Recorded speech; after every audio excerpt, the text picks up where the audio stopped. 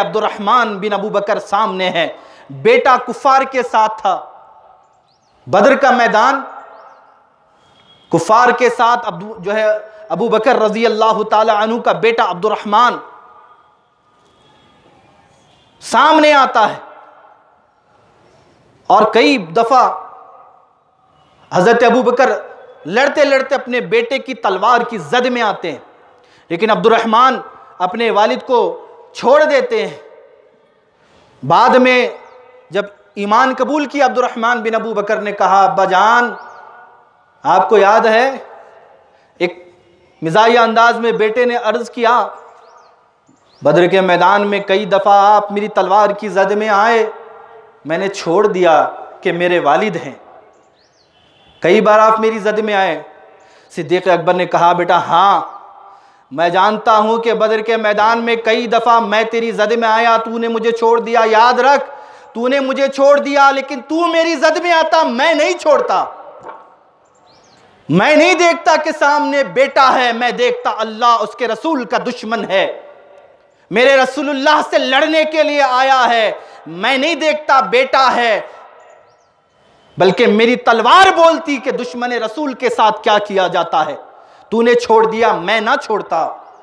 कहां से लाएंगे ये जज्बात, कहां से लाएंगे ये कुर्बानियां, कहां से लाएंगे ये एहसासात, कहां से लाएंगे ये अल्लाह उसके रसूल से बे इंतहा बेपनाह मोहब्बत, अकीदत, कुर्बानियां, जज्बे। अज़ीज़ान मिल्लत इस्लामिया, ये वो हस्तियां हैं कि हम दुनिया के बहुत बड़े बड़े फिलोसफरों को पढ़ते हैं, दानिशमंदों को पढ़ते हैं, हस्तियों को पढ़ते हैं और बड़ी बड़ी बातें कोट करते हैं, बड़े बड़े इनके नाकिस इल्म को पेश करके बतौर रेफरेंस उन्हें पेश करते हैं। कभी इन हस्तियों को भी पढ़ा करें जिन्हें दुनिया और आखिरत का इमाम बनाया गया है, उन हस्तियों को भी पढ़ें जिन्हें दुनिया और आखिरत में रसूलुल्लाह का जानशीन बनाया गया है, उन हस्तियों को भी पढ़ें कि जिस पर अबू बकर पर अल्लाह भी सलाम भेजता है, फरिश्ते भी जिसे बेइंतहा मोहब्बत करते हैं।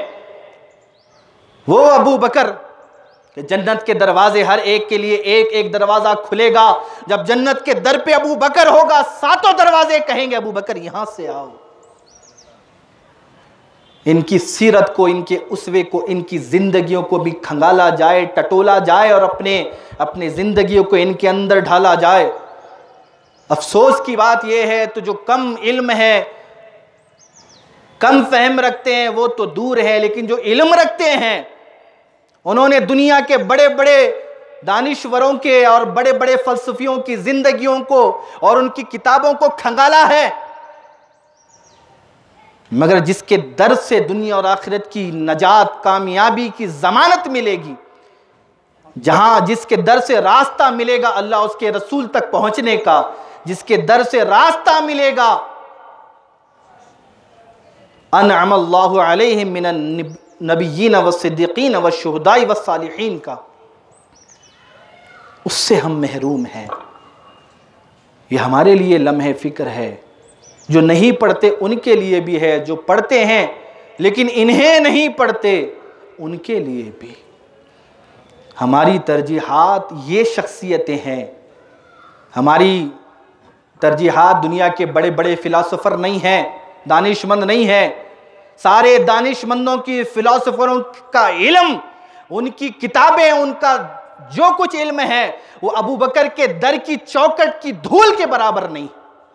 तो इसको समझें, अपने असल को समझें। हमारी असल ये है, हमारी बुनियाद ये है, मनहजे सहाबा का पहला फर्द ये है, मनहजे सहाबा का इमाम ये है। सहाबा का तरीक़ा, कुरान ने कहा फ़इन आमनू बिमिस्लि मा आमनतुम बिही फ़क़द इह्तदौ। ए मेरे नबी के सहाबा,